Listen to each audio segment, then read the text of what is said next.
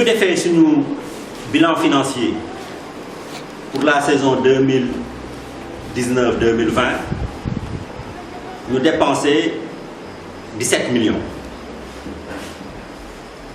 ñu ne donc comme engagement bi ñu amoon daaw ren lañ ko gën a am résultat yi ñu amoon daaw donte résultat yu baax la suñu sañoon ren ñu gën a am résultat yu gën a baax yooyu ñu ne kon ren il faut ñu yokk budget bi donc daaw suñu budget saison bi yëpp nekkoon 19 millions ñu ne ren dañuy teg budget bi ci 30 millions li ñuy wax naan soo bëggee dara da ngay def dara loolu moo animé suñu volonté bi ñuy defal budget bi comme ambition yu yokku na détermination bi yokku na bëgg nañ aussi gën a dëgëral les acquis professionnels qu'on a on se donne les moyens d'atteindre nos objectifs bi ñu ko nattee ñu ne donc 30 millions la ñu teg comme budget commission technique bi nga xam ne ñoom ñoo liggéey ci loolu maa ngi leen di gërëm di leen sant mooy ñoom El Hadj Malick Diop Ousseynou Faye Ahmed Thialé pour ne citer que cela ñoom ñoo ci liggéey nag boobu ba léegi génne ko ñu présenté ko tey assemblée générale ñu adopté ko mu nekk nag un défi majeur ndax nag budget la dañ ne ñun lii lañ bëgg équipe bi lii lañ ci namm ñu xayma ko ne kon lii la laaj ça ne veut pas dire que 30 millions yooyu am nañ ko tey je leur ai dit maintenant nag comme man maay président ah def ngeen seen commission technique jàpp ngeen ne il nous faut 30 millions ah léegi nag jox leen ma budget bi man ma dem wuti ji 30 millions yooyu su ma ko amee suba ma ñëw ne leen am naa ko nañu leen commencé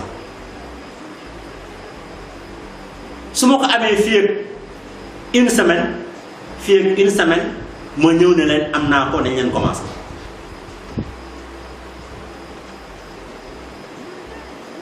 en sachant quand même que mënuma aussi dépasser le 1er décembre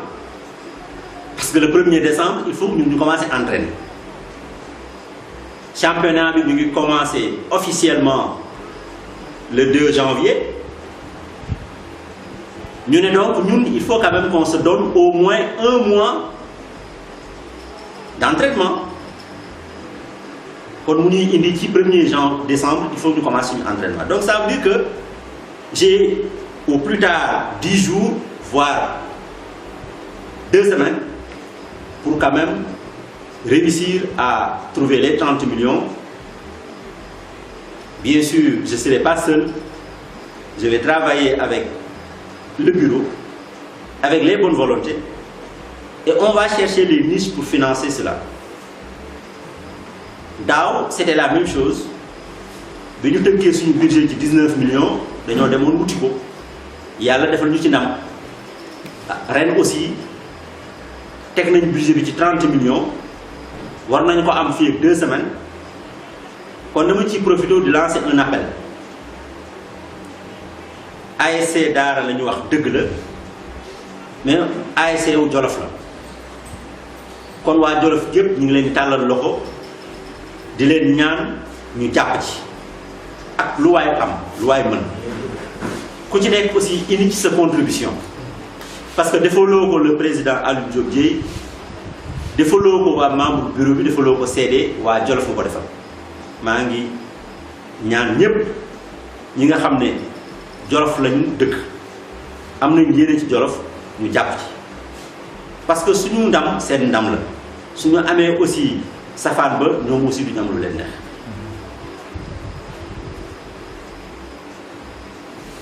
beneen aspect bi am solo aussi mooy que ne football professionnel toll na foo xamee ne ay moyens dëgg la laaj suñu parewul aussi pour def ci moyens yooyu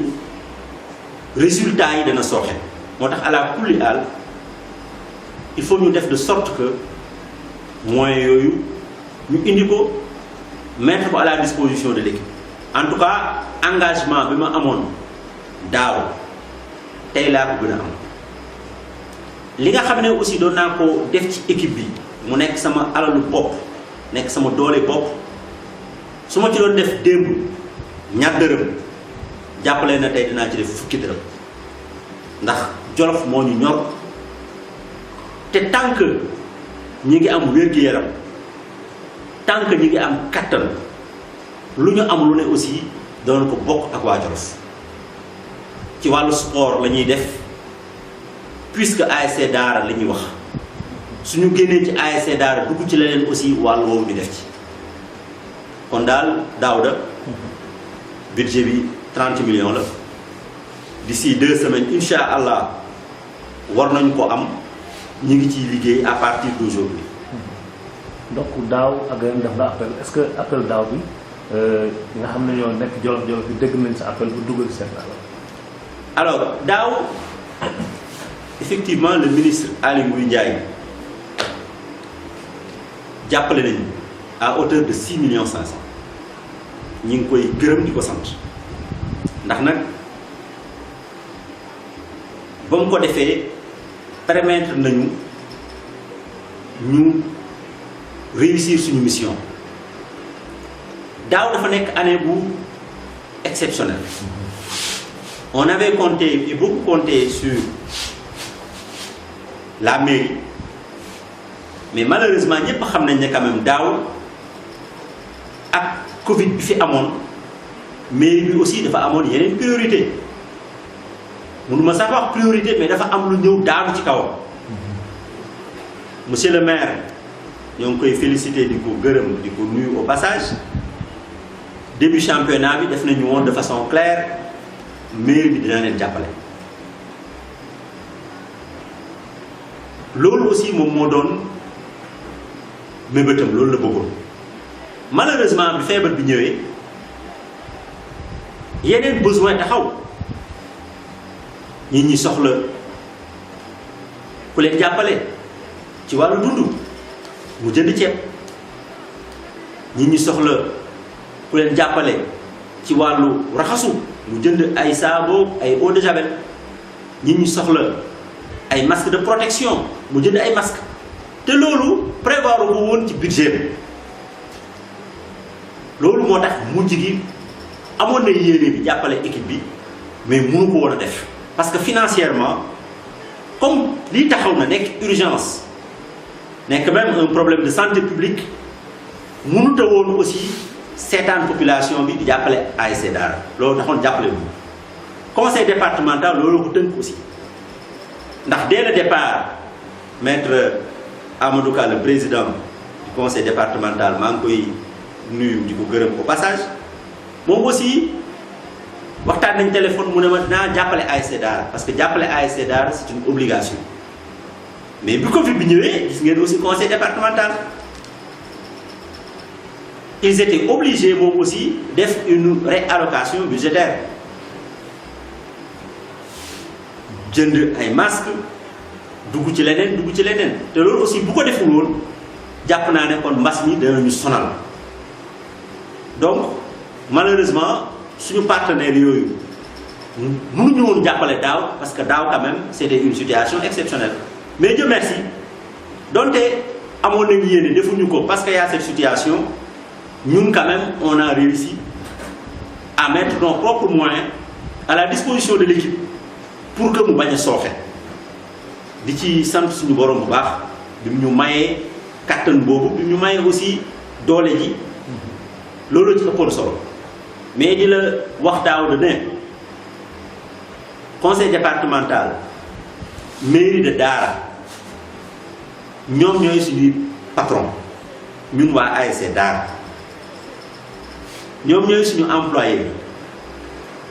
dama ne ASC Daara bu ñu ko xoolee équipe football ndax suñ ko xoolee équipe football du ñu xam dimension socio-économique bi mu am daaw da ngay xool daara ba daara daj ban structure ban organisme ban société ban service nga fi gis bu am lu ëpp 30 employés fii ci daara ASC Daara am na ko l'ASC Daara a au minimum 30 employés xam nga soo jëlee 25 joueurs nga leen di fay weer bu dee c'est 25 personnes non nga jël entraîneur jël ñaari adjoint jël benn adjoint pour góol yi am un agent administratif loolu c'est 30 personnes donc l'ASC Daara a 30 personnes yu muy fay régulièrement sans compter les autres partenaires yi muy liggéeyee nga xam ne da leen di solliciter pour des prestations de service di leen fay donc de façon naturelle ASC Daara pourvoyeur d'emploi tey suñu amoon 10 structures ci Daara yu employé 30 personnes mais facilement on a 300 personnes 300 personnes suñu ko amoon ci Daara yuy xëy di fayeeku salaire ah jàpp naa ne quand même on aura fait une contribution substantielle ci xeex chômage moo tax ma ne dëgg la daaw conseil départemental mënu ko woon a def ndax Covid bi mairie mënu ko woon def ndax Covid bi mais il reste nos partenaires stratégiques et il reste nos partenaires de façon naturelle kon aussi budget bi ñuy tëgg ren ci 30 millions à la kulli àll dana dem seeti leen encore et réaffirmer aussi suñu demande ci ñoom pour ñu jàppale ñu te gëm naa ne dañu jàppale ndax nag aussi ku xam le maire Mao Ndiaye xam ne sport kenn du ko ci njëkk xam ne quand même sport avant muy nekk maire sportif la bi mu nekkee maire aussi il demeure un sportif et après aussi la mairie il sera toujours un sportif donc kooku du bañ a def ci sport mais nag situation bu amee aussi ñun bu ñu xool suñu bëgg-bëgg rek ne bëggoon nañ kat ñu jàppale wuñu rek dañ leen xalab non non non ñun dañoo comprendre situation bi ñu nekkoon ah yàlla aussi def na nag taxawoon nañ ci def nañ ñoom li ñu war a def ba tax na aussi Daara wax dëgg yàlla jusqu'à hier boobu amul benn cas